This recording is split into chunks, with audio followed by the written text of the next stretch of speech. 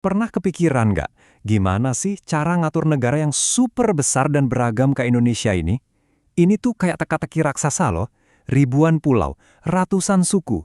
Gimana caranya kita bikin satu aturan main yang bener-bener adil buat semua? Nah, dalam beberapa menit ke depan, kita bakal bongkar sebuah gagasan yang cukup berani, yang mungkin bisa mengubah total cara kita memandang pemerintahan di Indonesia. Nah, ini dia pertanyaan kuncinya. Kita kan sering banget mikir kalau adil itu ya artinya sama rata, sama rasa. Aturan buat Sabang ya harus plek-ketiplek sama buat Merauke, tapi coba deh kita renungin sebentar. Jangan-jangan niat baik buat menyeragamkan semuanya ini justru yang pelan-pelan malah menghambat potensi asli negara kita? Oke, pertama-tama kita harus jujur dulu nih, lihat apa yang sebenarnya nggak jalan. Yuk kita bedah kenapa sistem desentralisasi kita sekarang yang dulu diharapkan jadi jawaban, kok sekarang malah berasa kayak baju yang salah ukuran, kekecilan.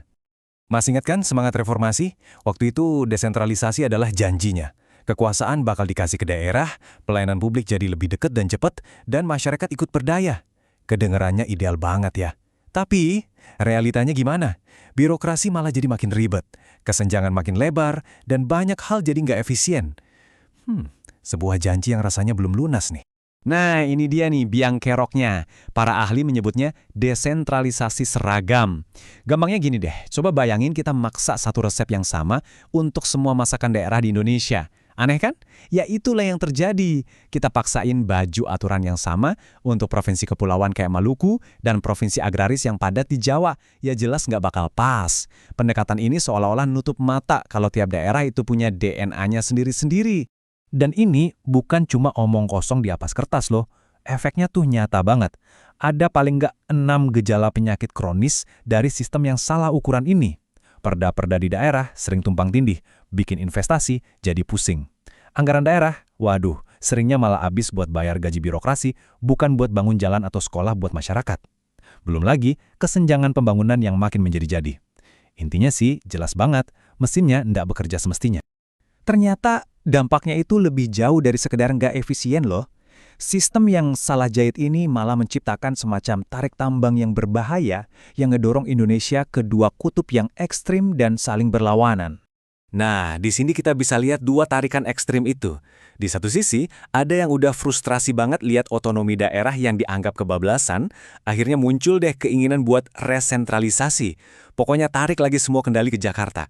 Tapi di sisi lain, frustrasi yang sama justru malah memicu hasrat federalisme. Sebuah gagasan supaya daerah jadi super mandiri, kayak negara bagian gitu. Wah, dua-duanya ekstrim kan? Situasi ini makin panas, karena ada faktor kecemburuan sosial antar daerah. Jadi, daerah-daerah yang kaya sumber daya alam kayak Riau, atau yang punya keunikan pariwisata luar biasa kayak Bali, mulai ngerasa sistem ini nggak adil buat mereka. Mereka ngelihat daerah dengan otonomi khusus kayak Aceh dan Papua dapat perlakuan super istimewa, akhirnya mereka pun nuntut hal yang sama. Kalau mereka bisa, kenapa kami enggak? Kira-kira gitu. Jadi, apa kita ini terjebak di antara dua pilihan yang sama-sama nggak enaknya? Sentralisasi lagi atau jadi negara federal? Ternyata nggak juga. Ada jalan ketiga yang diusulkan. Sebuah model yang lebih cerdas, lebih luas, dan mungkin ya lebih Indonesia banget. Yuk kita intip kayak apa bentuknya? Nah, ini dia kata kuncinya. Desentralisasi asimetris. Gampangnya gini, nggak semua daerah itu harus punya menu kewenangan yang persis sama dari pusat. Kekuasaan itu bisa dikasih secara nggak seragam, alias disesuaikan dengan DNA atau karakter unik masing-masing daerah. Apakah daerah itu fokusnya maritim, pusat kebudayaan, atau lumbung industri? Beda daerah, beda juga menu kewenangannya. Disinilah letak kecerdasannya. Asimetris itu nggak harus selalu berarti otonomi khusus secara politik kayak di Aceh, yang sampai punya struktur pemerintahan sendiri. Ada jenis kedua, yang disebut asimetri administratif. Nah, ini jauh lebih fleksibel. Jadi daerah nggak perlu ganti struktur pemerintahannya, tapi bisa dapat kewenangan spesifik di sektor tertentu. Misalnya, Provinsi Kepulauan dapat wewenang lebih besar buat ngelola lautnya. Masuk akal kan? Dan bagian terbaiknya, ide keren ini nggak butuh proses super ribet sampai harus mengubah UUD segala. Kuncinya itu ternyata udah ada, tersembunyi di dalam mekanisme hukum kita sekarang, cuma butuh sedikit sentuhan inovasi aja.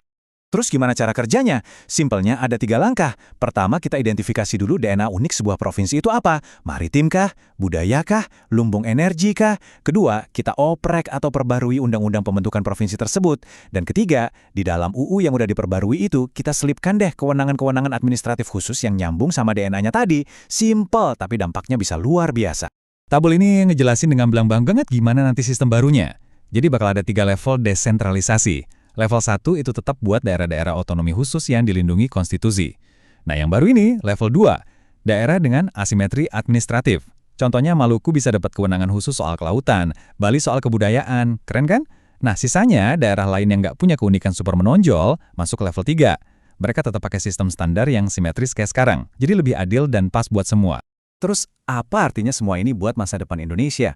Well, ini lebih dari sekedar urusan teknis pemerintahan loh. Ini sebenarnya adalah sebuah cetak biru baru, sebuah cara pandang yang lebih dewasa dalam merayakan sekaligus mengelola keberagaman kita yang luar biasa. Intinya, ini adalah jalan tengah yang sangat pragmatis. Kita nggak perlu lagi terjebak milih antara jadi negara federal yang risikonya bisa memecah belah atau balik lagi ke sentralisasi yang kaku dan mematikan kreativitas. Kita bisa tetap jadi NKRI yang satu, tapi dengan otot-otot yang jauh lebih fleksibel buat mengakui dan memberdayakan keunikan di setiap sudut Nusantara. Oke, jadi kalau ada 3 poin penting yang harus kita bawa pulang dari obrolan ini dia. Pertama, pendekatan satu ukuran untuk semua itu udah terbukti gagal. Kedua, solusinya nggak harus radikal kok, bisa lewat inovasi undang-undang yang udah ada. Dan yang paling penting, ternyata mengakui keunikan setiap daerah itu justru bisa bikin persatuan kita makin kuat dan potensi nasional kita makin maksimal. Pertanyaan ini penting banget buat kita renungkan bersama.